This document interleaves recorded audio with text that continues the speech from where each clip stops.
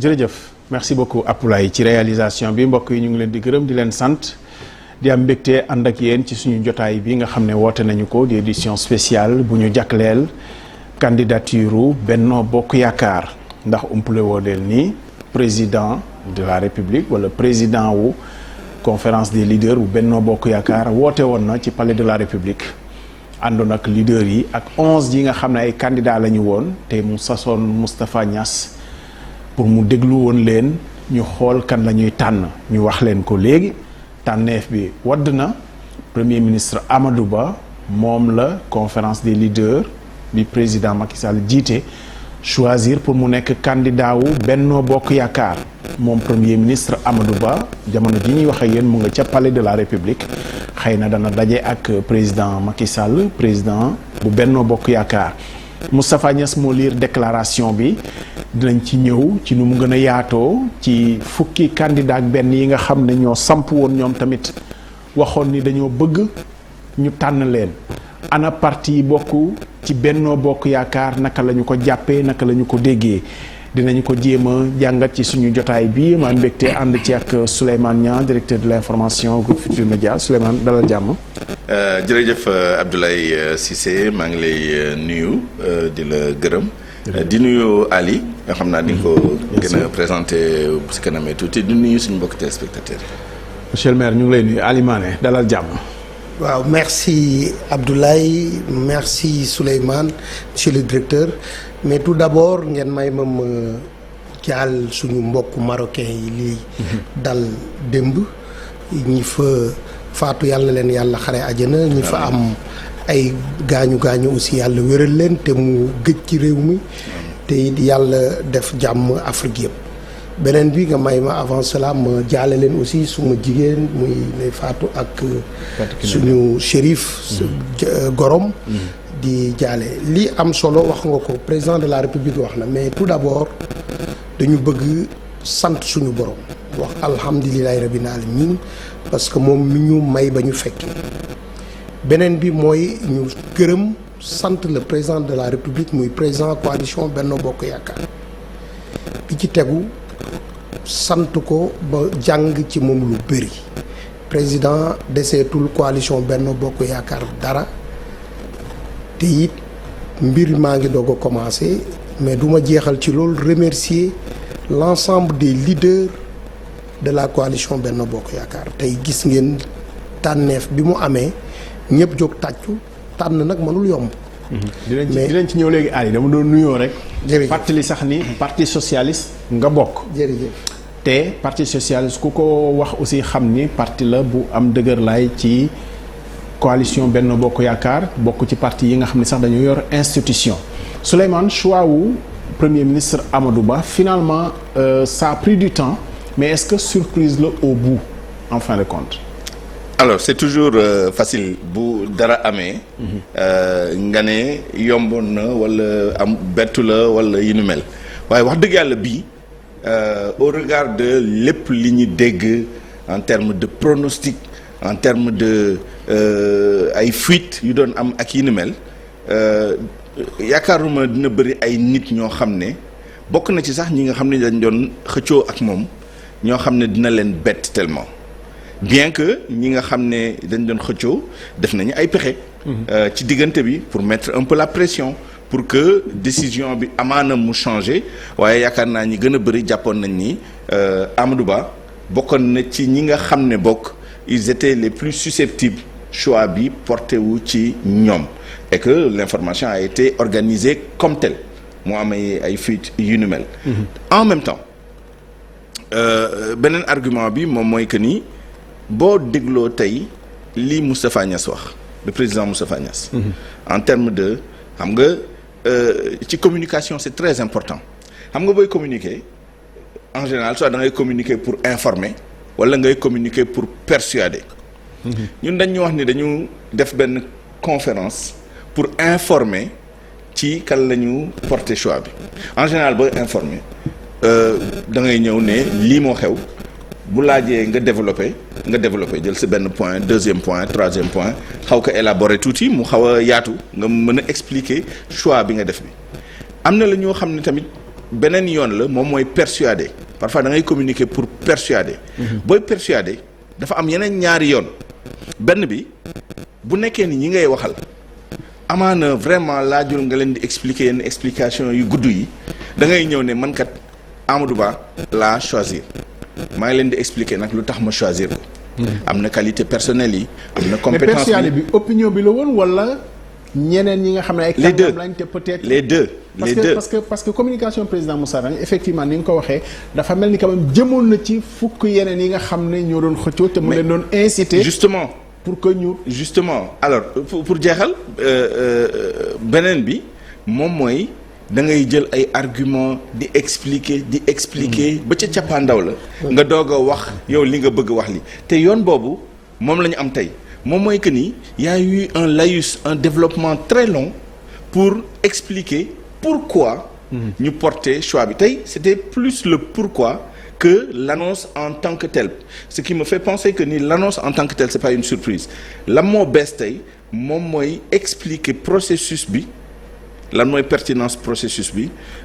d'abord des rencontres avec le président Moustapha Niasse qui a rendu compte au président profilage bi ñuy def bi critères yi ñu posé yi et cetera ba pare montrer en quoi Amadou Ba est la personne avant même d'annoncer Amadou Ba en quoi Amadou Ba est la personne bi nga xam ne moom moo am profil boobu doog a annoncé Amadou Ba donc pour répondre à la question pour moi malgré toutes les précautions oratoires yu ma jël c'est pas tout à fait une surprise ce qui l'enjeu aujourd'hui moom mooy après le choix je pense que c'est ça qui est important après choix bi parce que loolu la ñëpp doon appréhender y compris ki nga xam ne moom mooy def choix bi lu du woon loolu bi ñu doon xaar 2 mois avant muy annoncer Amadou Ba donc il me semble que l'enjeu aujourd'hui ce sont les conséquences de ce choix je dirais même les conséquences de la confirmation de ce choix parce que à la fin il y a pas eu de grande surprise. Ali Mané dans la construction choix bi booy fàttaliku bi président seen président wu coalition bi ñu ko njëkk a jox mandat pour mu tànnal leen bokkoon na ci pacte boobu nga xam ne candidat yëpp bëggoon nañ ko signer wala signé woon nañ ko ci ku ñu tànn rek ñu d'accord ci processus bi nag mooy xëy na jël na temps lu dëgër la woon wala li ngeen dégg woon jàpp ko ci ne ku mu tànn rek ñëpp ànd ci loolu moo sotti tey wala. waaw nga may ma d'abord ma continuer woon li ma doon wax parce que d'abord lii comme ni ma waxee commencement la li am solo remercier encore le président de la République bi porter son choix sur le premier ministre Amadou Ba comme candidat mais liggéey bi mu ngi commencé tey ñu war a tàllal loxo sénégalais yi convaincre leen parce que c'est pas un président qui a été choisi c'est un candidat. Absolument. Convaincre sénégalais ci li président gis ci moom ak yaakaar bi mu am ci moom pour mu mën a continuer liggéeyam loolu am solo la beneen bi mooy comme ni nga ko waxee dañuy rafetlu candidat yi bëri woon nañ mais kenn rafetoon na kenn mësul dégg lu ñaaw entre ñi bëggoon loolu ñuy rafetlu loolu te loolu su amee li ci ki ñu tànn ak le président de la République ak responsable Benno Bokk Yaakaar yépp seen liggéey moo ñu dajale toute la famille Benno Bokk Yaakaar te loolu pour ñu def ko il faut ñu def ko ak dal il faut ñu def ko ak yéene kenn gañewul c'est Benno Bokk Yaakaar moo gañe c'est le président de la République moom la ñu war a delloo njukkal te tànn ko pour mu diriger Benno Bokk Yaakaar c'est le chef d'équipe parce que équipe la ñuy demee Benno Bokk Yaakaar tey may Amadou Ba mu diriger le premier ministre Amadou Ba ñu dem ay élections donc ñëpp am nañu rôle yu ñu fi mën a jouer donc tey la débat bi tey la wax ji doog a commencé tey la liggéey bi doog a commencé. débat boobu est-ce que day delluwaat ci base état-major yi c'est-à-dire fu yi mel ni ki yenn parti yi est-ce que dañuy delluwaat ci seen base pour expliquer leen convaincre leen choix bi wala dañuy jàpp ne ñoom amoon nañu mandat dénkoon ko président def na choix bi na ci ñëpp ànd. waaw loolu Souleymane wax na ko ci processus bi ci man démarche bi laa koy tuddee tey soo xoolee ku mel ni parti socialiste dañu joxoon carte blanche Aminata Mbengue mu dem discuter ak président pour président tànn ñu jox ñu un choix. même si amoon na ren quand même mais c'est normal unanimité amul fenn. amul sax ci yàlla bi ñu boole. wax ni jox nañ politique la non ñi doon ko wax dañu amoon peut-être beneen stratégie wala leneen mais li am solo mooy ñëppay dellu seen parti ni lii la président tànn lu mel ni parti socialiste dafa am ay instance dañ koy discuter ak secrétariat exécutif suñu paree yóbbu ko ci comité boo xam ne mooy décider mooy le bureau politique parce que moom rek am droit décider yeneen parti aussi feront la même chose muy APR muy AFP ak bépp parti boo xam ne ni mu ngi Benno Bokk Yaakaar mais lu tax ne du am problème parce que processus bi dafa am lu ko jur parce que parti yi dañu discuter ba ne d'accord nañ ci principe bi mooy lan wóolu nañ président Macky Sall tànnal ñu ki nga yaakaar moo gën ci coalition bi donc en amont loolu moo am en aval léegi li am mooy que ne valider choix boobu lu mel ni parti socialiste ñun dañu amee ne su nekkee suñ candidat du candidat wu APR candidat Benno la dañ koy investir comme ni ñu defaloon président Macky Sall 2019 woo ko maison du parti def ko muy suñu candidat donc loolu yëpp parti dinañ ci liggéey mais li am solo ba am solo ma ñëw ci mooy que ne tey président de la république jàngal nañu beneen leçon de démocratie ñu bëri ngi doon wax dañu war a def ay primaire ñu bëri ngi doon wax tànn jël na temps nécessaire métti woon na mais tey li mu jur su ngeen xoolee salle bi li fa dajee di leader Benno Bokk Yaakaar ñoom ñëpp jóg nañu tàccu nañ d'accord nañ ci li président def ku ne nag à partir d'aujourd'hui yaa war a def liggéey sa parti ba convaincre képp koo xam ne nii d'accorduloon ci wala amoon na ci dugg te loolu yaakaar naa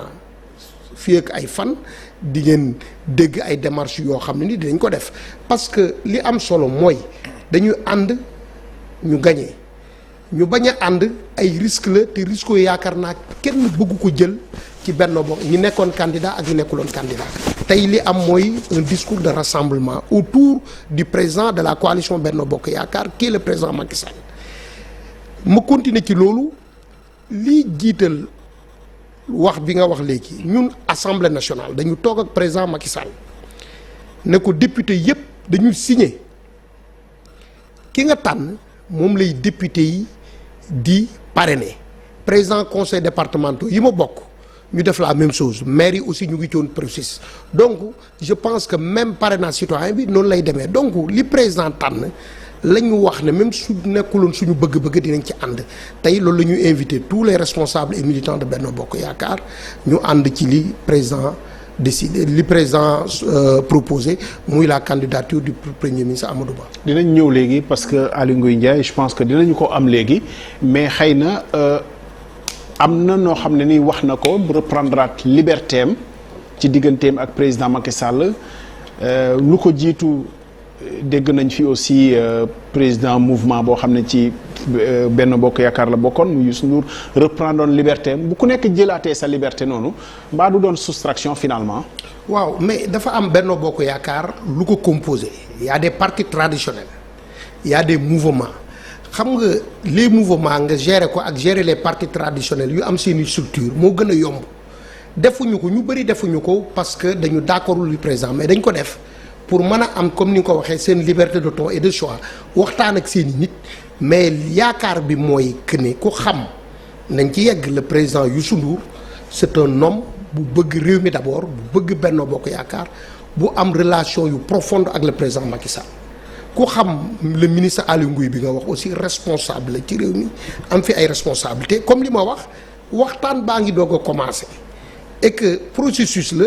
dañuy waxtaan le 28. incha allah lay parrainage bi di commencer donc lépp xaj na ci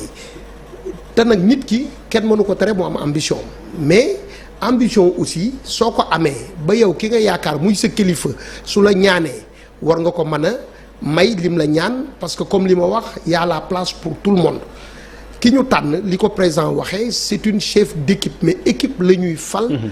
présidentielle 2024 incha allah. def naa ni yemb na ñu déglu portrait Amadou Ba candidat Benno Bokk Yaakaar bi nga xam ne moom la ñu tànn jusqu'ici premier ministre bi la woon mooy candidat bi li mu fi jot a liggéey ci compagnonnage am ak président Macky Sall wax nañ ni PSE bi sax daanaka ci ñi ko gën a comprendre la bokk parce que bokk na yoroon na portefeuille bi nga xam ne ñoo ko móol moom Amadou Ba portrait Modou Fall moo ñu ko defal ñu déglu ko dellu siwaat. Amadou Ba di candidat bi Macky Sall tànn moom nag mu ngi toll ci juróom-benn fukki at ak ñaar juddoo ci Ndakaaru Amadou Ba mi ngi am bagam ci 1980 option technique de gestion ñu yóbbu ko ci université Cheikh Anta Diop bu Ndakaaru foofee la amee maîtrise ci science économique option gestion des entreprises ci atum 1988 ànd ak nag brevet bu ENAM section impôts et domaines ci atum 1989 mu nekk inspecteur et stagiaire Amadou Ba daal di jël ay galon ci nu mu gën a gaawee nekk chef inspection fii ci Dakar Plateau ci atum 1990 ba 1992 noonee nag mu def ab stage de formation ci été 2001 ca école nationale bu impôt bu Clermont-Ferrand noonee nag mu doon directeur bu impôt ci atum 2004 def fa benn at ci atum 2006 ñu tabb ko directeur général bu impôt ak domaine Amadou Ba ñu ngi ko tabb ministre des finances ci atum 2013 mu am comme premier ministre Mimi Touré 5 avril 2019 ñu daal di koy tabb ministre sénégalais des affaires étrangères ak des sénégalais de l'extérieur daanaka nag mu am promotion bu mag fukki fan ak ñaar ci weeru septembre ci atum 2022 ci lañ ko tabb premier ministre bu Sénégal kon expérience am ci wàllu gouvernement moo ko may tey kii di président Macky Sall tànn ko comme candidat bu coalition Benno Bokk Yaakaar ci atum 2024. jërëjëf Mame Birame Diouf ci portrait Amadou Ba boobu premier ministre fàttali naa ko moom lañ ko xamee woon jusqu'ici mu nekk léegi candidat Benno Bokk Yaakaar ci élection février 2024. ñu taxaw quand même ci li nga xamante ni Souleymane je pense que c'est important Aly Ngouille Ndiaye xëy na dinañ ko am léegi gën koo déglu mais ni mu yewee ko mooy bind na président démissionné na ci gouvernement bi pare nag li mu wax mooy ci fan yii danañu xam ci mbirum candidature am lan la ciy wax est-ce que dafay tekki ni xëy na ba bi ñuy dem fii di wax li nga xam ne moom la ñu baaxee nit ñi comme ni ñu ko waxeen persuasion convaincre ak yooyu ñi nga xam ne ñoo ko seqoon peut-être nekkoon nañ ci kumpa mën nañ ko interpréter noonu. ci mbiru Aly Ngouille Ndiaye aussi li ñu wax ci Amadou Ba rek moo ci nekk yaakaar naa ni mën nañu wax ni c'est pas une surprise parce que Aly Ngouille Ndiaye ci boppam waxoon na ni effectivement mu ngi xaar avec beaucoup de loyauté beaucoup de discipline choix président Macky Sall mais bàyyi woon na benn porte ouverte aussi que ni bu nekkee ni choix bi porté wul ci moom amaana dina wax nit ñi lu mu nar a def donc tey jii bu ñu amee information ni dafa bind président delloo ko ndomb tànk yu mu ko joxoon yi ba pare joxe rendez-vous pour lan lay wax par rapport ak candidature am yaakaar naa du doon surprise mooy li ma doon wax léegi rek c'est-à-dire choix Amadou Ba bi effectivement c'était attendu parce que mënoon na nekk leneen aussi hein faut pas dire que ni c'était obligatoirement lui mënoon na nekk keneen waaye gannaaw moom la amaana mën nañu am impression que ni du surprise mais enjeu bi pour man mu ngi doog a commencer Ali mu ngi koy wax léegi ñoom en tant que membre de la coalition li ñuy jàpp moom mooy liggéey baa ngi doog a tàmbali mais man ci sama analyse du liggéey bi rek mooy doog a tàmbali difficulté yi ñu ngi doog a tàmbali parce que après Aly Ngouille Ndiaye il faut voir aussi comment Mame Boye Diao va réagir parce que moom ci boppam dafa teel a wax parce que l'une des questions boo xam ne amuñu réponse bi xëj na Ali mën nañu si indi tuuti moom mooy diggante bi Aly Ngouille Ndiaye waxee li mu wax en laissant une porte ouverte quand même à une rupture et à un cavalier seul ak li Mame Boye Diao wax nga xam ne moom moo gën a radical encore parce que moom dafa ne bu nekkee choix bi porté wul si moom ndomb yi mu am yi daf koy delloo est-ce que bi ñuy waxee loolu publiquement ak choix bi tey y a eu des conciliabules ay rencontres pour infléchir seen ay positions dans le cas de Aly Ngouille Ndiaye à l'évidence non mu des Mame Boye Diao diggante bi mu waxee li mu wax li ak tey jii est-ce que am na lu changé est-ce que arrivé nañu convaincre ko pour que mu bañ a jël une décision radicale et peut-être d'autres personnes parce que Abdoulaye Daouda Diallo moom tamit waxaguñu dara ci position am donc pour man c'est ça qui est important maintenant quel va être et c'est ça l'enjeu politique aussi moom mooy nan la Benno Bokk Yaakaar politiquement di gérer cette transition-là cette période qui va être difficile à l'évidence parce que président Moustapha Niasse wax na ko choix dafa difficile parce que boo tànnee rek ça veut dire que am na ñoo wàcc ñi nga wàcc ñi lan mooy nekk seen réaction loolu moom mooy enjeu loolu mooy difficulté politique bi tey jii évidemment il y a des choses qui ont commencé Moustapha Niasse bi réunion bi jeexee wax na ko les représentants des partis qui composent Benno Bokk Yaakaar ak le pool des porte-parole dañoo toog pour commencer déjà réfléchir à nan la ñu porter communication sur le choix de Amadou Ba. Ça veut dire que liggéey bi tàmbale na ci côté boobu mais ce n'est pas qu'une question de communication pour faire passer la pilule wala pour faire passer le choix. Aujourd'hui le travail politique qu'il y a c'est garder l'intégrité de la coalition Benno Bokk Yaakaar, non seulement au sein de la coalition mais au sein des partis politiques. Parti socialiste amaana dinañ valider mais loolu ça dépend des instances qui vont se réunir. amaana dañuy valider sous réserve, amaana dañuy valider en posant des conditions yàlla xam mais aujourd'hui pour man le choix sitôt fait c'est de l'histoire. L'intérêt aujourd'hui c'est de savoir après le choix qu'est-ce qui va se passer. Le portrait est passé, on sait que c'est le choix de la continuité qui a été fait. Il connaît très bien le PSE, il incarne le PSE, c'est le choix de la stabilité nu ñu ko waxee. Il a certainement des qualités personnelles, écoute, humilité, compétence propre ak compétence en leadership, c'est-à-dire cette transversalité, cette capacité à gérer des situations complexes yooyu yëpp nangu nañ ko mais l'enjeu c'est plus ça parce que de toute façon le président n'aurait pas porté son choix sur quelqu'un qui ne serait pas dans la continuité. Tey jii Macky Sall li mu bëgg moom mooy ki koy wuutu bu nekkee ci camp am la bokk continuer moom lu muy def ni gëm PSE continuer chantier yi épouser moom vision am. Ça c'est pas ça la question. La question c'est maintenant comme on l'a précisé tout à l'heure et c'est très important de le dire. Ce n'est pas le président de la République qui a été choisi, c'est un candidat à la présidentielle et j'espère qu'on aura l'occasion comme ni quand d'autres candidats d'autres camps seront choisis de pouvoir s'asseoir en discuter si ça en vaut la peine mais qu'en l'occurrence le plus dur est à venir, c'est dans les prochaines heures et ça commence avec Aly Ngouille Ndiaye. mais Aly Mané nan la ñuy doxalee ak ñi nga xam ne dañu leen identifier comme ñu bokk ci majorité bi Benno ñu bokk ci parti socialiste bëgg a nekk candidat wala ñu bokk ci beneen parti bëgg a nekk candidat est-ce que forcément dañ leen di jàppee ni bokkuñu ci mouvance bi wala mën nañu xalaat schéma boo xam ne dana am allez ñaar ñetti candidats yoo xam ne vraiment ci mouvance bi lañ bokk te xëy na peut-être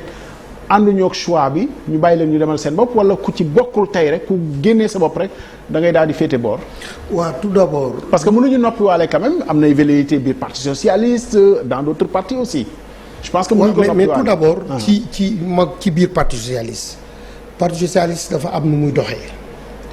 dañoo am ay instance bi ci kawee muy secrétariat exécutif bi ñu toogee secrétariat exécutif ñetti choix moo amoon. soit ñu am candidat biir PS soit ñu présenter benn candidat à la candidature de Benno Bokk Yaakaar soit ñu am un candidat qui est hors du PS choix bi ñu jël mooy choix dem ànd choix wu Benno Bokk Yaakaar jox carte blanche Aminata Mbengue Ndiaye la présidente Aminata Mbengue Ndiaye mu négocier président Macky Sall sur un choix d'un candidat boobu su paree comme li may wax le PS instance am reconnaîtrewul benn dépôt de candidature donc candidat amul benn candidat bu mën a wax fi ñu toll ci turu parti socialiste su dul candidature Benno Bokk Yaakaar tey gis nga ko ñu revenir ci li ñu jagleel la présidente Aminata Mbengue Ndiaye ak président Moustapha Niasse gis ngeen président bi ñu toog Macky Sall cëral bi mu leen cër donc président Macky Sall su demee ba gëmee noonu Benno Bokk Yaakaar ñun waruñ ci des ginnaaw donc pour le problème des partis alliés je pense que amul problème bu mag problème bi ñu am mooy le parti qui est dont le candidat est sorti naturellement c'est l'APR mais boobu nañu wóolu aussi le président de la République parce que nit soo ko wóoloo da nga koy jox sa bopp te je pense que ñi nekk candidat ba léegi des biir APR jox nañ seen bopp le président Macky Sall te wóolu nañ comme ni nga ko waxee communication bi ci war a def dinañ ko def Benno Bokk Yaakaar ñi ko yor waxtaan wi ci am aussi leader yi dinañ ci waxtaan ak ñi ñu ci war a waxtaanal xel dal maintenant du yàgg amul choix bu am unanimité c'est normal. C'est le choc des ambitions. C'est une première fois Sénégal un président génn fa di organiser ay élections d'abord sa biir parti dina am ñu bëgg remplacer sa biir coalition dina am ak réew mi am ñu bëgg remplacer la c'est naturel mais élection Sénégal dafa am processus du parce que dama bëgg nekk candidat rek nekk candidat wax naa leen ko ne leen ñun députés yi 82 députés yi ñu amoon à l'exception de 2 députés yoo xam ne nii dañu nekkoon ci ay mouvement na ñoom dañ bëgg ba waxtaan ak seeni leader tous les 80 députés ñoo toog signé ne président ki mu tànn kooku la ñuy parrainer ñu def ko ci conseil département maire yi commencé woon nañ ko may yeggul mais loolu na parce que bëgg nekk candidat ak nekk candidat yoon woo xam ne ni la yaatu na. mais parrainage bi bëri na option léegi ah. non bëri na option moo tax les options mooy option yi ma la wax optionnel choix optionnel yi ma la wax affaire 8%. mais ku bëgg a nekk candidat mën na dem wuti parrainage. nga wuti parrainage donc du nekkul lu yomb comme li nekkul lu yomb nekk candidat pour nekk président loolu la yombul pour nekk candidat tey ñi ngi ciy woo Sénégal ku dem ba nekk ministre jox la responsabilité ci réew mi.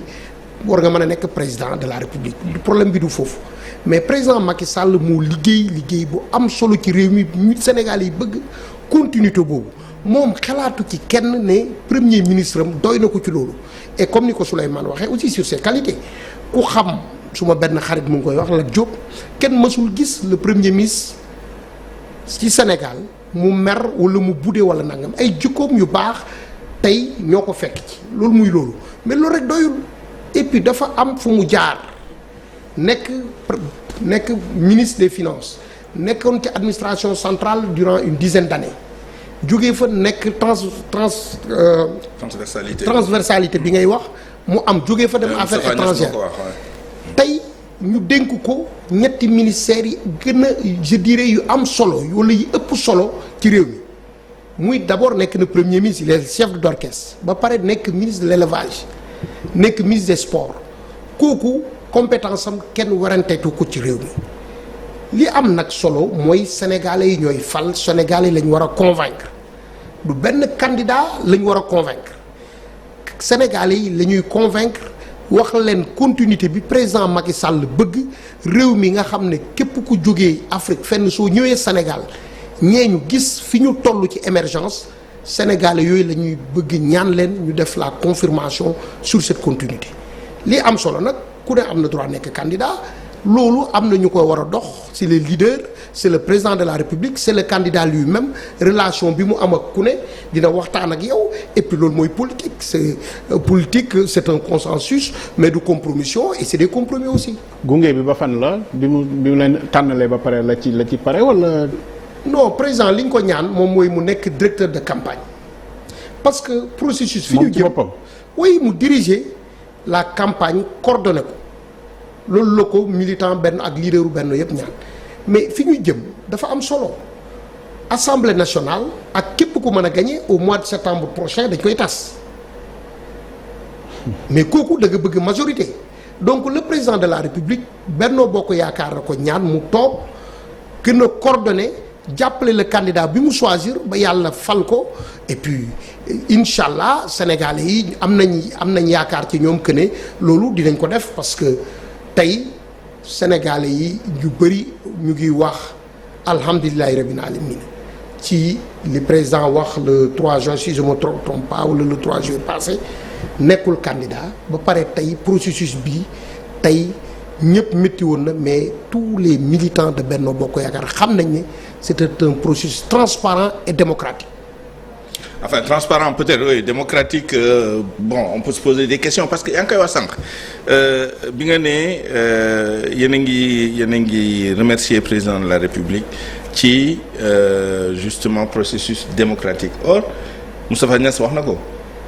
président demoon na ba benn moment dafa ne woon sax envisager na primaire. Il n'y a pas plus démocratique que des élections primaires pour que justement les militants au nom desquels ñu def choix bi dem tànnal seen bopp bon après apparemment il y a en tout mais ay candidats ko bañ. Exactement oui. Alors ça les arrangeait peut-être pas mais démocratie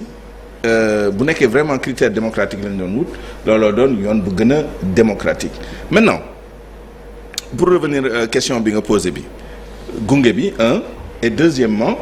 bu ñu delloo gannaaw tuuti moom mooy ci choix bi à la limite su ma résumé question bi moom mooy quel est l'intérêt d'avoir un candidat désigné par le président de la République lan la si gagné par rapport ak ñoo xam ne tey jii mën nañ décider ñi dañu nekk en rupture de banc. wax nga ko benn bi moom mooy leadership ak vraiment appui personnel engagement personnel voire coefficient personnel du président de la République xëj na ki ñu choisir mën na prévaloir ci loolu parce que à la limite succession la héritage la continuité la et cetera. Les moyens de la coalition des moyens substantiels portés essentiellement par l'APR ak aussi le système l'appareil constitué par l'ensemble des composantes de Benno Bokk Yaakaar essentiellement am na yeneen ñu sew yu ci nekk mais essentiellement loolu la coefficient personnel du président de la République engagement personnel bu nekkee ni dafa nangu jiite les troupes ak les moyens quand je dis moyens c'est pas que les moyens financiers logistique humain l'expertise et tout ça yi nga xam ne appareil bi da koy indi mais boo jëlee critères yooyu à part le coefficient personnel parce que le président bu keneen ñëwee ne man d'accorduma ak choix bi damay demal sama bopp à l'évidence président bi du la jàppale à l'évidence coalition bi du la adoubé mu des lan mu des les moyens et justement boo xoolee ñi nga xam ne ils sont susceptibles de rompre les amarres demal seen bopp mooy ñi nga xam ne côté boobu amaana jaxlewuñ ci trop mën nañ demal seen bopp amal seen bopp seen parrainage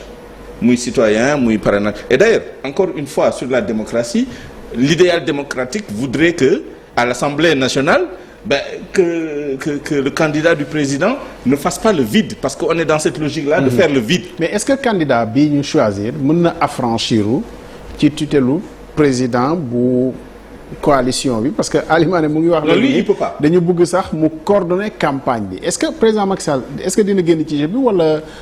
seen choix la mu des ci jeu bi. non mais l'intérêt mu choisiral moom boppam à lu tax nit ñi nangu moom mu choisir ba pare ñu nangu ko. moom mooy que ni moom day engagé wu bu nekkoon damay choisir rek bàyyi leen seen biir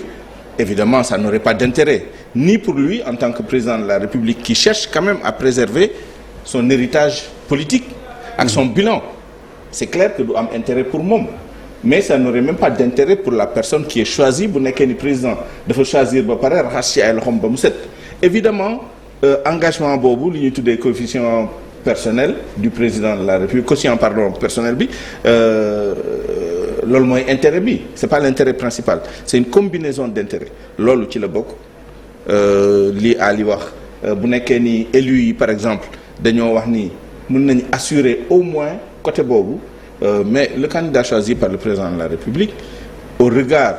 de poids électoral et poids politique de Benno Bokk Yaakaar peu importe que mu dem ci parrainage des élus wala le parrainage citoyen fu mu ci dem da ciy génn d'où l'intérêt d'ailleurs de la question de pourquoi essayer de faire le vide chez les élus pour que tous les députés par exemple de la coalition assurent leur signature sous d'autres cieux am na ay élus yoo xam ne sax justement ils vont voir dans l'ensemble de la famille politique bu nekkee am na yeneen candidat bu 13 assuré ni candidat officiel bu ñu choisir jox nañ ko seen vote ñeneen je suis pas idéaliste je parle juste à titre d'exemple li xew pour dire que c'est ça qui aurait pu être décrit comme une vraie démocratie mais la politique de la terre brûlée nga xam ne tu bloques toutes les portes chez les présidents de conseil départemental chez les maires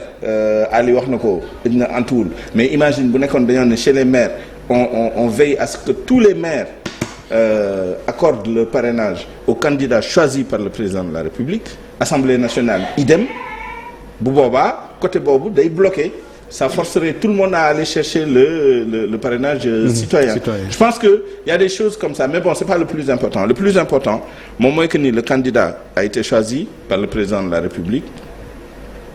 les partis apparemment membres de la coalition vont adouber puisqu'ils l'ont dit avec la déclaration de la conférence des présidents que dañu adoubé choix boobu dañu adoubé candidat boobu li ci des li moom mooy les avatars les conséquences loolu nag c'est le vrai débat qui va se poser. Qu'est-ce que ça va donner? Est-ce qu'ils seront capables d'avoir les parrainages? Est-ce qu'ils vont passer le cap du Conseil constitutionnel, etc. Ça, c'est d'autres questions qu'on pourra régler. waaw mais dafa am lu am solo lu Souleymane wax mais démocratie li ci gën a rafet mooy majorité. Ah oui, oui. te majorité soo ko amee da nga ciy jouir mënuñu jël suñuy député xaaj leen naan lii la ñu soxla woon da nga ci majorité noonu la te li am solo. sax ëppal solo di créer dynamique mooy parrainage citoyen bi il faut que ñu dem ci militants yi ñu ànd ci li président def. mais Ali xëy na aussi ci parrainage ma continuer foofu li nga wax ci président de la république. du ñun ñoo ko wax le président Idrissa Seck mu ne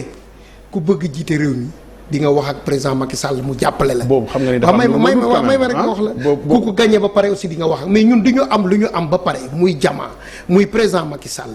mu war ñu jàppale war a coordonner la campagne. ñu ko fiy teg di wax affaire yu affranchir tollooguñu ci ñun dañuy laaj Sénégal yi bépp moyen bu légal bépp moyen bu mën a attirer Sénégalais ñu war ko am à notre disposition dañ leen ko war a mën a utiliser. mënoo leen ko wan a yeewi mu vraiment mu dem ci jàmm mu nekk ci leneen. le président mu ngi ci jàmm te Sénégalais mu jàll ci leneen. parce que président mooy président ba avril 2024. donc lépp lu mu mën a defal Sénégal. mais est-ce que xalaat ngeen ci image yu quand même démocratie bu Sénégal parce que loolu aussi je pense que mën na dellu si waat quand même ci organiser élection yi ci président buy dem ba pare taq ci rip ça pose quand même un problème. non mais su ñuy waxee vitrine démocratie dans le monde c'est les États-Unis gis ngeen président Obama ni mu sonnee woon ci élection son vice-président. ñun démocratie créé wuñu ko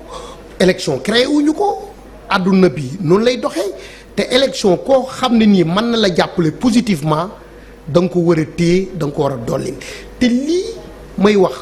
le président de la République n'est pas un président sortant simple il est le président de la coalition Benno Bokk Yaakaar ba léegi soo jiitee njaboot nag sa njaboot kenn soxla ci da nga war a jóg ba li nga bëgg yàlla defal la ko. ak Sénégal je pense quand même que toute proportion gardée Obama daan na ñëw di jàpp ci campagne mais quand même candidat bi ñuy choisiroon moo doon doxal campagne. mais je suis d'accord avec Ali que ni le président Obama jàppale ne bu baax ci lu mu mën il s'est engagé sauf que aux États-Unis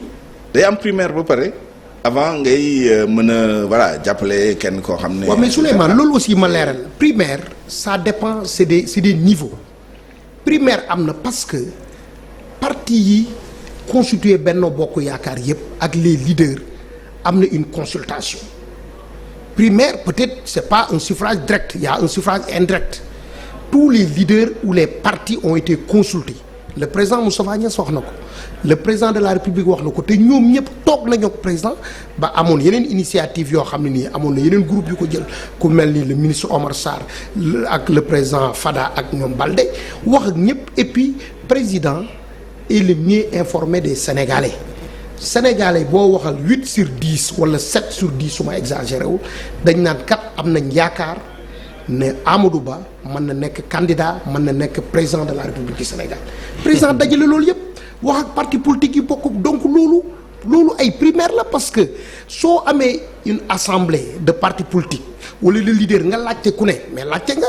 primaire c'est une sélection nga demander nit ñi kan la ñu àndal tey soo dajalee waa parti socialiste nga ñu ne ñoom lii la ñu wax seen présidente mu wax président Moustapha Niasse def loolu ak AFP LD def loolu PIT def loolu ñu ne ko président yaa ñu doy mu waxtaan ak ñooñu ne leen kan mooy seen fan ngeen kan ban choix ngeen yaakaar ban profil ngeen yaakaar il a le meilleur profil ñooñu suñ ko waxee mais il a organisé une consultation de consultation boobu résultat yi moo nekk ni tey président tëbul wax na ko dès le début ne du ma tànn par sentiment damay tànn par raison et par intérêt général te choix bi nga gis ni tey Amadou Ba matal na loolu yëpp maintenant c'est vrai li nga wax ci démocratie waroon nañu dépasser tey fi ñu toog di wax affaire candidature tey à 6 mois wala 7 mois des élections mais loolu yëpp président nous a donné raison bi mu ñu jox wax na ko su ma waxoon teel ne du ma candidat fii ba des années nit ñi dañuy politique candidature bi aussi ni mu ko tànnee su tëboon rek tànn ko dañ naan amul démocratie dafa tëb rek tànn ko neex mais consulter na képp ku mu war a consulter wax candidat yi li mu yaakaar ci ku ne ak li muy xaar ci ku ne donc y a une consultation. fi ñu bëggoon a waxee léegi xëy na dinañ jël léegi ay réactions au téléphone mais Alimane ñi nga xam ne ñoom ngeen war a jàkkaar loolu aussi ci kujje gi c'est-à-dire lan ngeen yaakaar ni moo mën a tax seen candidat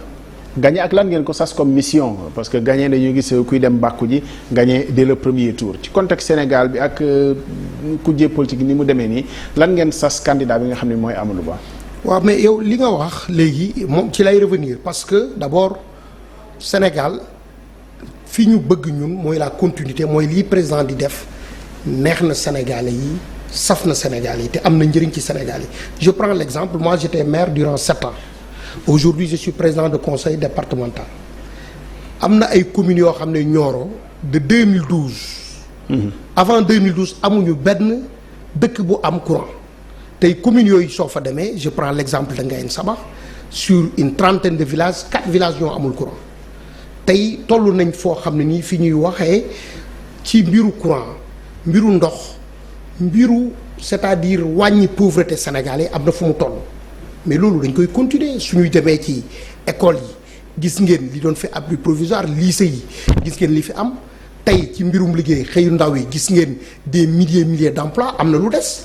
mais li am solo mooy que ne à présent am ku mu wóolu ñëw continuer li mu doon def tabax ko te muy lu am solo ci réew yi ñu wër yëpp nañu sant yàlla Sénégal tey su nekkuloon coow li fi am dinañ dem à un taux à 2 chiffres croissance dëkk bi nit ñi ñu ngi liggéey ñu ngi participer ci développement réew mi muy le privé muy les fonctionnaires muy lu am solo mais loolu tey soo ñëwee bëgg a essayer waat bëgg a jëlaat keneen pour mu commencer à zéro waxuma dina yéexal réew mi mais li muy indi ci tartaru réew mi dafa bëri président de la république ci ayeb yàlla def ñu gis pétrole ak gaz muy lu am solo dul alal ji ñuy gagné ci pétrole beeg gaz mais pétrole beeg gaz bi ban plus-value la mën a créer ci économie bi ba xale yi di liggéey courant bi mën a wàññeeku gaz bi nit ñi mën ko utiliser en énergie mais kooku il faut que nit ko am vision bi président am mën a continuer ce travail là loolu lu am solo la Ablaye waruñ ko négliger kii war a falu su basé wu ci bilan wu Macky Sall ak ay projet yi mu am ci réew mi Sénégalais yëpp dinañ tàccu te dina gagné te gagné rek a am solo. Je pense que c'est ça un peu l'intérêt de la prochaine élection avec un candidat désigné. Bon moom mooy que ni à la limite mën nañ dem ba mu nekk presque un référendum parce que bu nekkee ni Amadou Ba dafa nar a nekk la continuité. Est-ce que je pose directement la question. Oui. Est-ce que élection bi ak choix Amadou Ba bi ni ko président Macky Sall choisir est-ce que dañuy nekk ba léegi ci pour ou contre la continuité pour ou contre. Justement c'est ce que j'appelle le référendum. C'est oui on continue avec li fi nekkoon. avec loolu yéen arrangé certainement. waaw mais Ablaye loolu dafa am solo li muy wax parce que opposition bi ñu jàkkaarloo. amuñu woon benn thème de campagne à part 3e mandat affaire góor jigéen 3e mandat féetal nañ ko côté président dégg nga suñu président groupe Omar Youm li mu wax ci assemblée ci mbiru góor jigéen amatuñu benn thème te amul kenn koo ciy waxal ku ñemee ne président Macky Sall liggéeyu donc ñi ñu jàkkaarloo xam nañu seen bopp dañuy participer rek pour participer à une élection. Oui attention au-delà des caricatures hein c'est vrai que.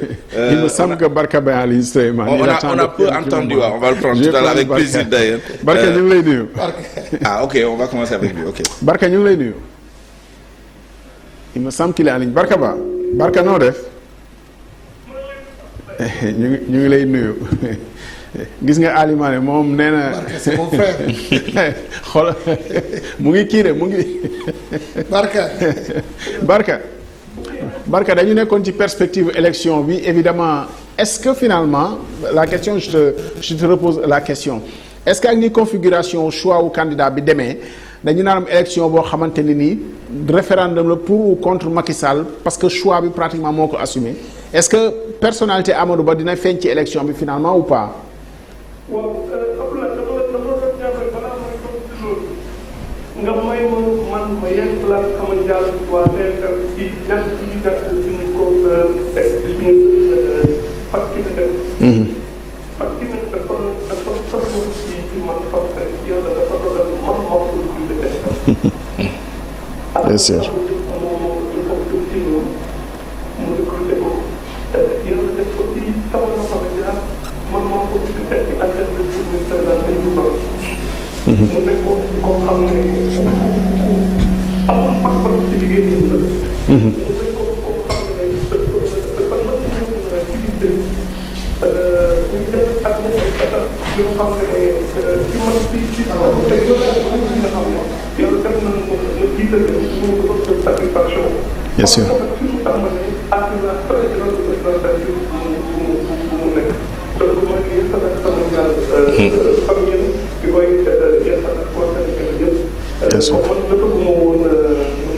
Bien sûr. Bien sûr.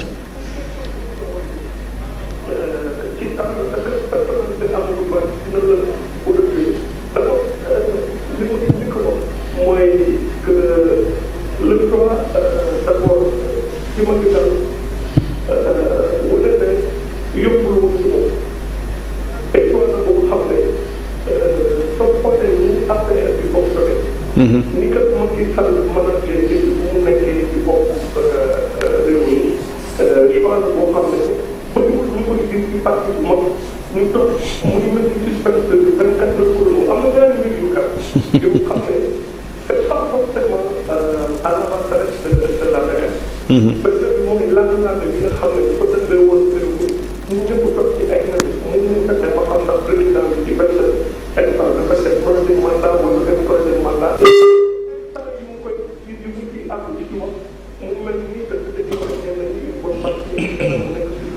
Bien sûr.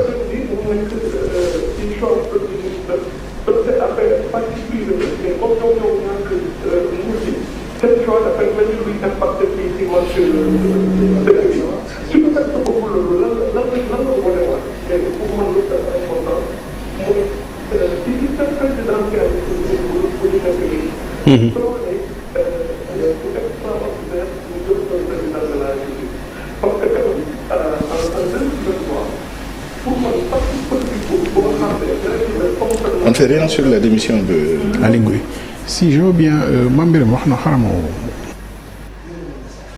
on n'entend plus. Ok. Il me semble que Barka on va essayer de retrouver Barka ñu fàttali leen aussi vraiment ñu fàttali leen ko Aly Ngouille Ndiaye ministre de l'agriculture moom wax na ni yónnee na lettre de démission am ci gouvernement bi au président Macky Sall te wax na ko moo ko waxal boppam ne fan yii di ñëw danañu dégg li mu namm ci wàllu candidature am bi nga xamante ne nii bokkoon na ci 11 personnalités yi nga xam ne samp woon nañu yëglu woon ni bëgg nañu ñu tànn leen ci candidature Benno Bokk Yaakaar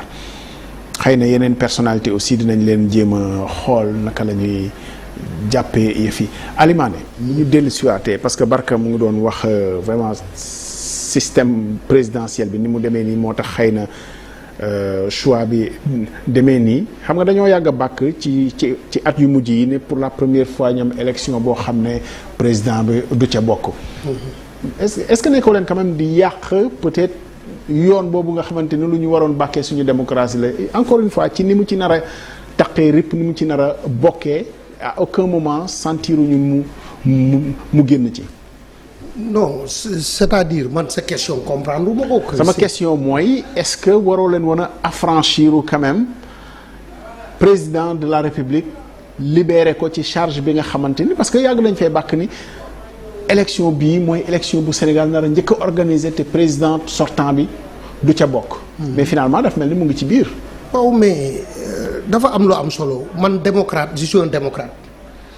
Président sortant, c'est un Sénégalais, c'est un responsable politique. En France, vous avez vu, moi je vous donne des exemples. Sarkozy a été présent, il a essayé d'être candidat. C'est un, comme une élection a été toujours une chose référendaire. C'est un oui ou non. Les Français nous disent non. Président Macky Sall, dama ne su ñuy wax ci marketing, ci communication, c'est un produit qui se vend très très très bien, machallah. Kenn du ko am di ko teg feneen. Le président Macky rôle bi mu war a jouer dina ko jouer ba mu mat sëkk terewul c'est l'administration qui organise ces élections Sénégal dépassé nañu te c'est pas le président su nekkoon candidat il sera candidat et les élections seront organisées d'une manière la plus démocratique mais lu am dañ ciy sant nit su defee lu rëy dañ koy c'est une première fois dans l'histoire de ce pays et l'histoire ba ci coordonner campagne. oh mais même su nekkoon candidat mais il sera candidat il va coordonner. non ma ne comme nekkul candidat te ancien président sortant la. ba ci coordonner campagne yu. waaw mais lui il appartient d'abord à un parti politique ce parti politique appartient à une coalition qui a un candidat cëram ak liñ ko ñaan mooy mu coordonner gungeeñu ba ñu am un nouveau président élu boo xam ne ni jógee na ci rang wu Benno Bokk mais loolu nag Ablaye am nañ ci droit am nañ ko mën nañ ko ñaan ñoom moom a bokk mu ngi fii ba avril jeexul te war nañu loolu ñu jox ko ba mu ñu tànnal ku la tànnal war na mën a gunge.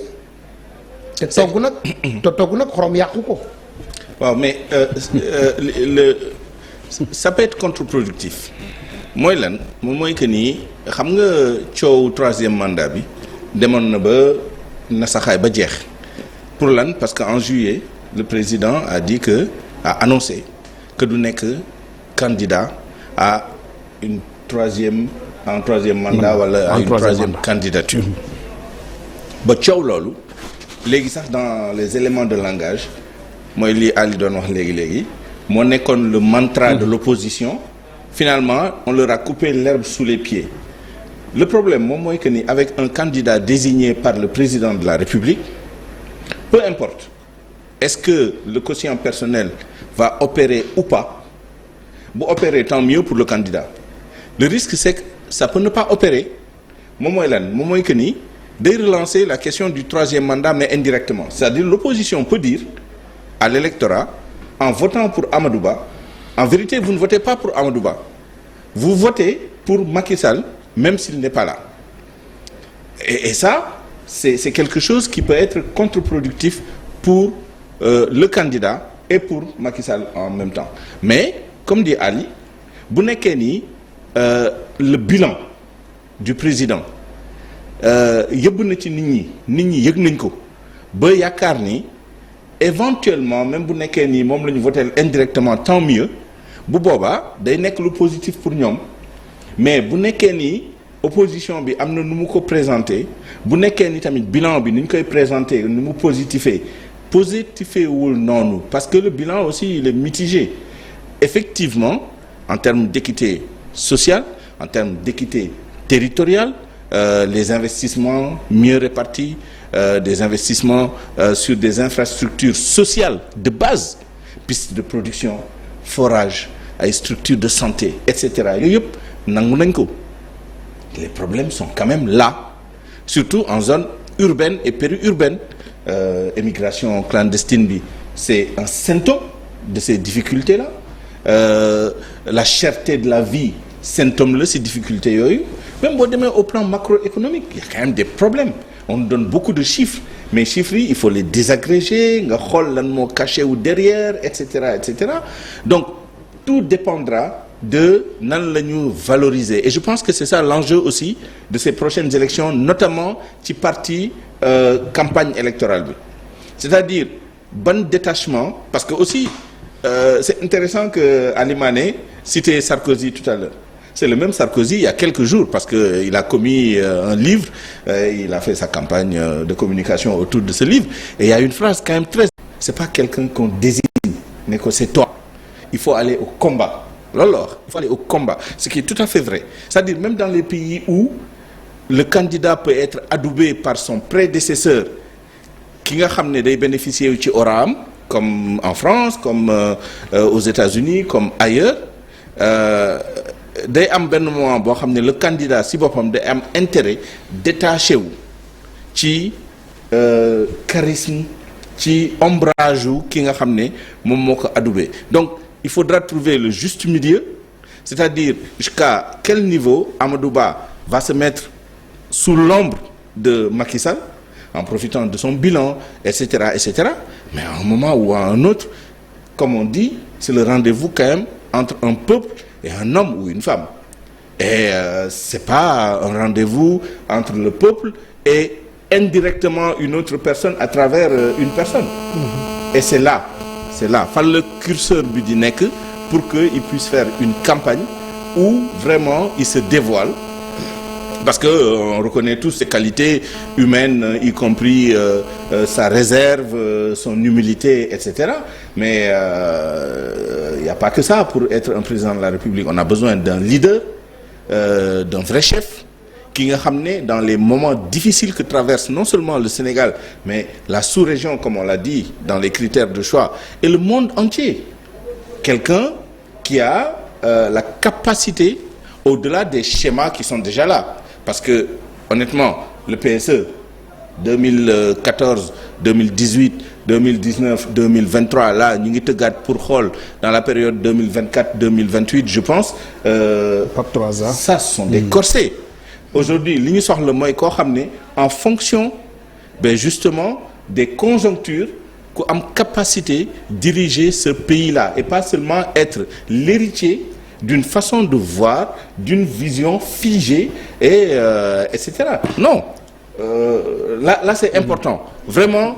ça peut être positif, cette histoire de président de la République qui s'engage, qui mouille le maillot, etc. yëbbu ci campagne électorale bi ak ci combat bi. Mais ça peut être contre-productif aussi bu nekkee nii nit ñi dañoo jàpp ni c'est un système qui doit dégager. dafa am lu am solo loo wax opposition bi mën nañ ko jël 30 mais cette opposition su ma mbokk journal comme li ngay xalaat ay quelques amis journalistes comme li ngeen wax nii la ñuy wax mais li yàq suñu mbokk ñun dañuy tirer rek ci sur le pouvoir mais opposition bi législative yi mujj des candidats ont été choisis ñu dem assemblée nationale ñoom nekku ñoon ay candidats pourtant ñoom ñoo mën a campagne liste boobu gis ngeen ko ça n'a jamais été dénoncé ay leaderu opposition bi kenn nekkuloon ci liste kenn nekkuloon ci candidat premier jour ba dernier jour ñoo mën a la campagne. Oui, non, mais on n'est pas dans les mêmes situations. Non. Et on l'a dénoncé. Non, je continue sur ça. Mais lii, c'est-à-dire que quand tu es, comme tu le dis, quand tu es un candidat à la présidentielle, c'est un rendez-vous entre un homme et son peuple. Mais tu dois convaincre tout le peuple. Le président sortant fait partie du peuple et président li may waxee li mu xam vision bi mu am ak fi réew mi toll ba ku mu yaakaar que ne réew mi li ko mën a avancer c'est un financement extérieur ak un financement interne ci réew mi ki mu wóolu ba jox loolu war na dal xel ku ne te wax na ko comme ni ma ko waxee le choix du choix wu sentiment soit par raison la soit boo xam ne pour l'intérêt général beneen bi mais li nga wax coût de la vie c'est normal mais tey li ñu traversé ci Covid bi tey guerre Ukraine bi gis céréales yi li fi mu toll crise comme ni ñu koy waxee crise céréalière bi ni fi mu blé bi fi mu toll ci àdduna bi mais loolu il faut des solutions c'est pas des mais il faut des solutions structurelles. tey li am solo mooy nañu fexe ba les 800 ou bien 300 000 tonnes ou quelques yoo xam ne nii mu ngi ñëw ñu fexe ba blé boobu mën a am ay capacité di ko def ci réew mi te mën na 800 000 tonnes effectivement. ceeb bi la même chose ceeb bi ñuy wax ceebu plateau c'est possible nawet bi di ñaa ngi bay di bay ceeb di am ay milliers de tonnes donc il faut des solution boobu moom la président Macky Sall soo gisee mu changer ministère agriculture def ko pour la sécurité alimentaire mais ci yooyu la ñu jëm mais loolu tey dafa bokk ci un programme wax nga ko PAP 3A bi dafa bokk ci aujourd'hui une ambition politique ba pare bokk ci une vision boobu c'est une personne qui l'a dégagée mais vision bi mu ko dégagé su vision su baaxee su lay nit di remplacer day continuer vision boobu te li am solo du parce que président day participer ci campagne on a un candidat fantôme Amadou Ba a commencé la politique depuis les années 90 il connaît les collectivités territoriales nekkoon na ville de Dakar nekk président commission finance nekk ci administration centrale lu yàgg ba nekk fa directeur général nekk ministère des finances aujourd'hui seen mbokk yi dafa ma publicité mais lu Jeune Afrique que du ma wax ci crédibilité wala mais su demee ba son patron gis crédibilité à l'international du premier ministre Amadou Ba c'est quelque chose et il a négocié à 2 reprises suñu ay programme financé ci réew mi kooku moo mënatuñu werante ay pour que ne lii président di def ci yaakaar ko ci PSE bi yaakaar ko ci suñu programme amu ci te tey fi ñuy wax ak yow ak man ak yow c'est le premier ministre donc kooku am na confiance totalu président de la République d'abord am ko ñëw am ko à la représentation nationale ba pare am ko sur les partenaires financiers bilatéraux wala multilatéraux du pays du Sénégal donc werante bi jaru ko. li am solo rek mooy ne Sénégalais yi may ñu ba ñu fal suñu candidat lii président yi am ci réew mi président Macky Sall incha allah président Amadou Ba dina ko gën a continuer ba Sénégal les années fii ak année 30 yi on sera un pays qui va sortir de l'émergence, qui sera un pays développé. Sur un plan politique conduite coalition bi sous la conduite de Amadou Ba mi nga xam ne mooy candidat parce que peut-être que manqué na foisonnement démocratique ci biir Benno Bokk Yaakaar boo gisee ñi nga xam ne ñoo doon xëccoo ñëpp ci benn parti la ñu bokk. yeneen yi par exemple yëgluwuñu est-ce que da ngeen leen ko bàyyee wala di ngeen séntu ci moom quand même ouverture boo xamante ne ñëpp dinañ bokk ci li muy def. non xam nga politique d'abord dafa am lu ñu wax réalisme. tey ñun ñëpp mënoon nañ nekk candidat c'est facile on gagne chez nous c'est pas parce que tu gagnes chez toi tu peux être candidat. Moi j'ai été maire, j'étais député, j'ai été président conseil départemental am naa légitimité ne man lii war naa ko. mais politique da ngay réaliste mooy li ñu mën a am ñun ñaar Ablaye suñ ko mënee am ñun ñett moo ëpp doole. tey ñëpp mën a nekk candidat mais est-ce que suñ nekkee candidat ñëpp du ñu gagné kenn du gagné. il faut ñu ànd am koo xam ne nii yàlla moo ko fi teg te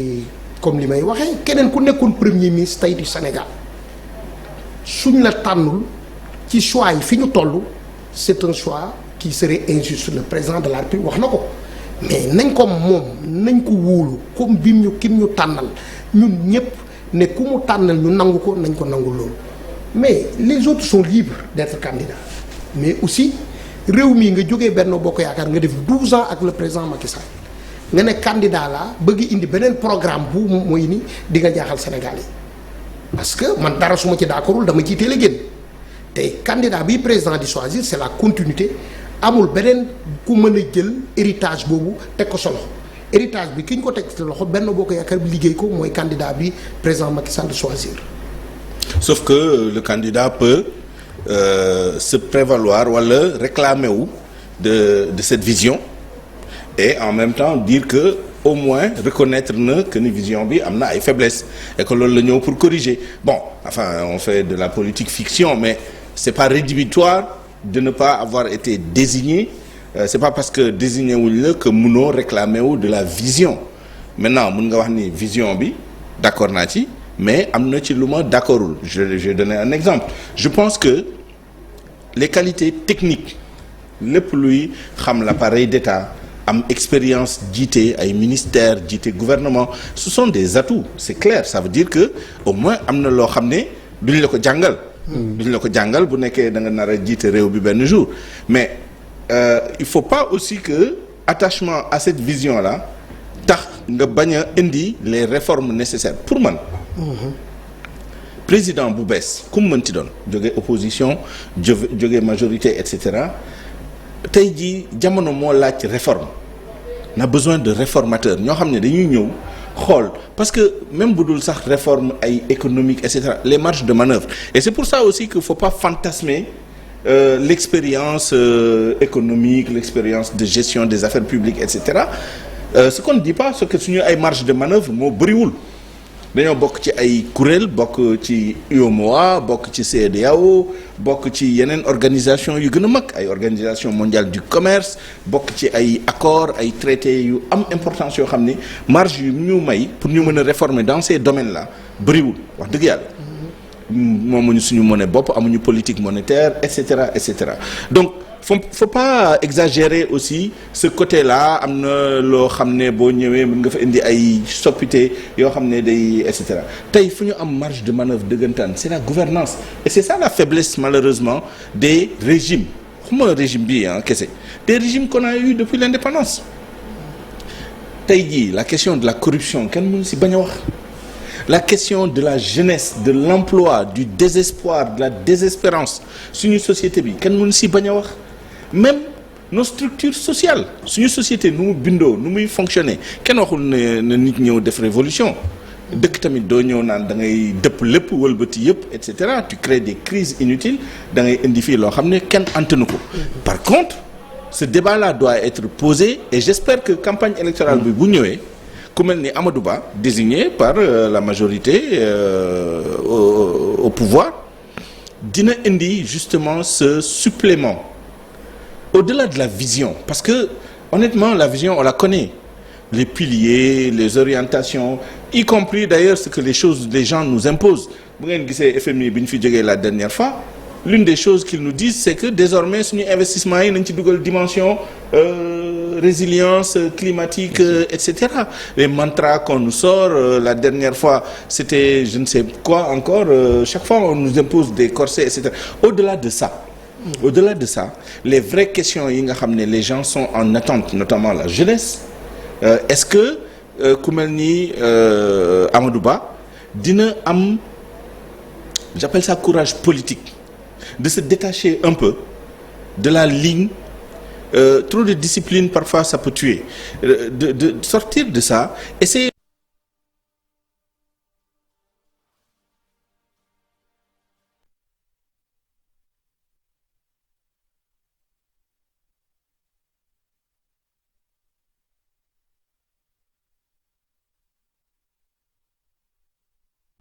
je suis d'accord avec Ali il faut être pragmatique il faut pas être idéaliste le pragmatisme c'est que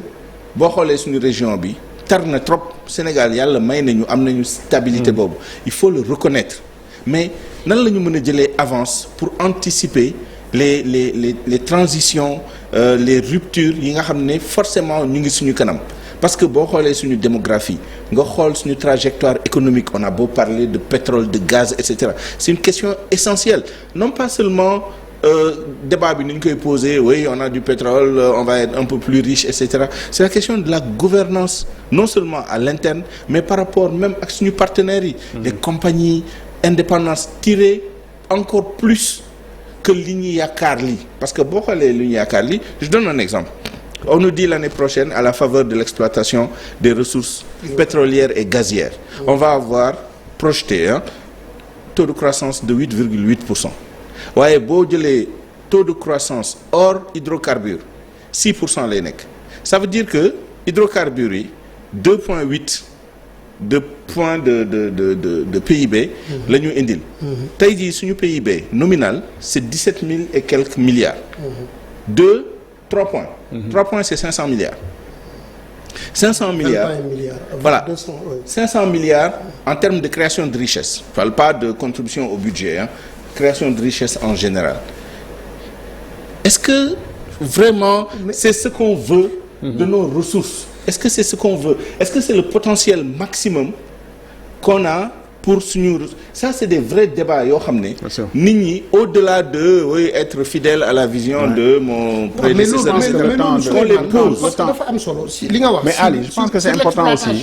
sur l'exploitation des hydrocarbures mais Souleymane c'est pas l'apport sur notre PIB qui est important mais c'est la plus-value qu'il crée dans notre économie tey suñu commencé exploiter gaz di ko transformer en énergie nga bëggoon am une petite unité de transformation tey courant mënu la ko may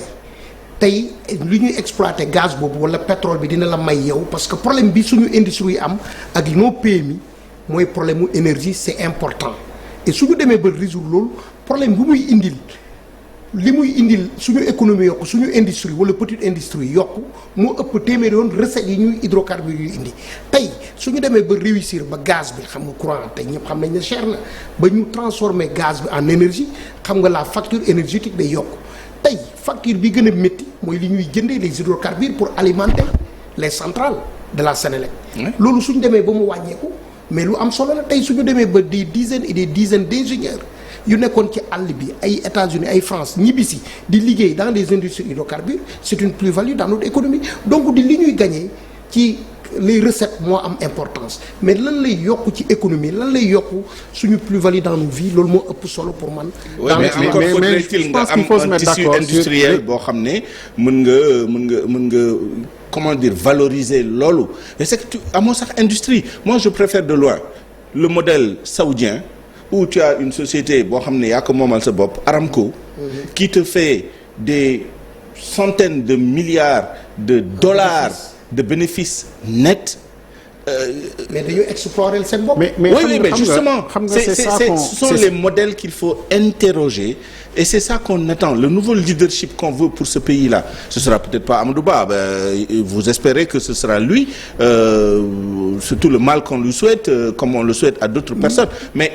aujourd'hui, ce sont ces modèles-là qu'il faut interroger. Mais il y a des modèles, le contenu local sur les hydrocarbures est très intéressant. Résultat des courses.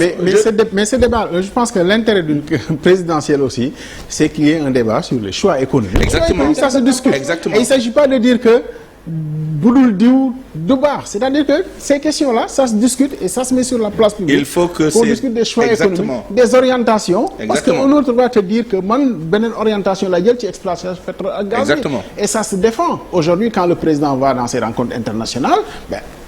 il n'est pas dit que li muy wax loolu le chef d'État africain yëpp wax. Donc il y a des questions. C'est l'occasion de poser ce débat-là au cours de la présidentielle et j'espère que tous les candidats viendront quand même pour que pour une fois que ñu am élection boo xam ne président sortant bi nekku ci. En toute indépendance. J'espère qu'on ne globale, recevra pas le président Macky Sall pour défendre le programme ou le programme qui sera proposé par Amadou Ba et j'espère qu'il proposera un programme Amadou Ba quand même qui sera adossé certainement au PAP 3A bi nga xam ne mooy charpenter la politique économique les cinq prochaines années. Mais dans tous les cas, c'est ce qu'on souhaite, avoir ce débat sur les orientations, sur les politiques économiques, les projections. Réew mi nag kenn mënu la bañaat xalaat ni aussi am na jafe-jafe ci wàllu xëyu ndaw ñi, même si programme xëyu ndaw ñi am na, mais la santé, quand même le chômage, les services publics, le chômage des diplômés, on ne peut pas ne pas en parler.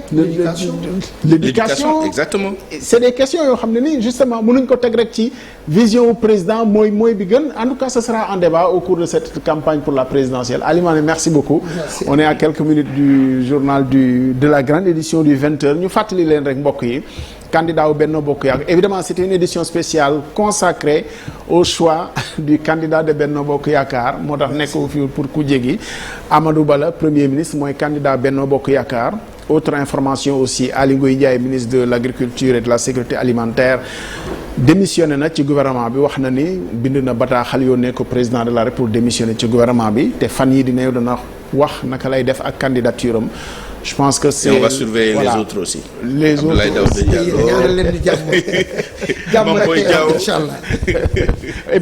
puis Ali, pour vraiment lever quelques équivoques, non, on n'était pas là pour dénoncer ou quoi que ce soit, on posait juste des questions pour analyser. Je parle des autres journalistes. Oui, non, mais bon, non.